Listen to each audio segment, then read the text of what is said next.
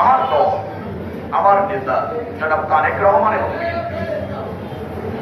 আপনাদেরকে কখনোই সংখ্যালঘু মনে করেন। বেগম খালেদা জিয়া সরাসরি নির্দেশ যে হিন্দু বা সনাতন ধর্ম অবলম্বীরা বাংলাদেশের ভূখণ্ড সার্বভৌমত্ব অস্তিত্ব স্বীকার করেই বাংলাদেশে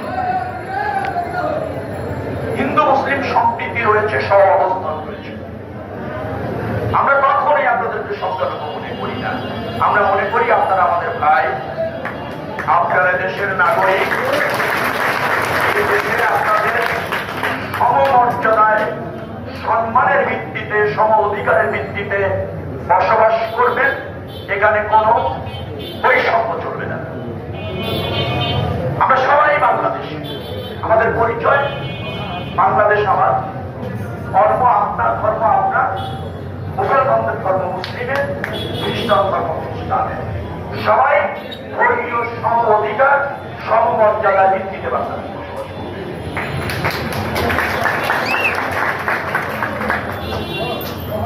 গণ আন্দোলনে যে সরকারটি পতন হয়েছিল, আমি যতটুকু জানি তারা আপনাদেরকে কখনো কখনো ভোটের রাজনীতিতে ব্যবহার করেছে।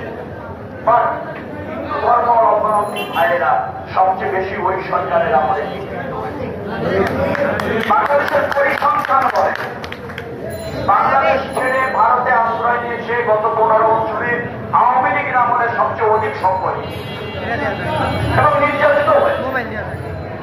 বিএনপি এবং তার এই দল এবং দলের নেতারা হিন্দু ভাইদেরকে নিজেদের ভাই বোন মনে করে, সহাবস্থানে বিশ্বাস করে, তাদের কাছ থেকে হাতে হাত রেখে এই দেশ গড়তে চায়, এই দেশে বসবাস করতে চায়। ইতিমধ্যে যে উত্তেজনা তৈরি হয়েছিল দেশে, সেই উত্তেজনার পরিপ্রেক্ষিতে নিশ্চয়ই আপনাদের এই ধর্মীয় উপাসনালয়ে কোনো আঘাত ঘটে নিরাপদে আছে। আমাদের আরো এখানকার যুব নেতা, আমাদের হুমায়ুন এখানকার বিএনপি নেতা, তাদেরকে দল থেকে নির্দেশ দেওয়া হয়েছিল এবং ওদের সহযোগী যারা আছে আপনাদের দেখভাল করে রাখার জন্য। নিশ্চয়ই তাদের কাছে পেয়েছেন, মন্ত্রীর সভাপতি আছে পেয়েছেন, আমাদের ছেলেরা এসে খোঁজ খবর নিয়েছে, নিরাপত্তা দেওয়ার চেষ্টা করেছে।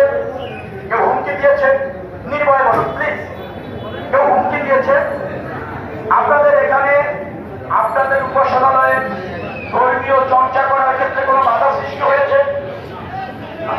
কোন সংখ্যা এখনো কি আছে? থাকলে আমরা আপনাদের সাথে আছি।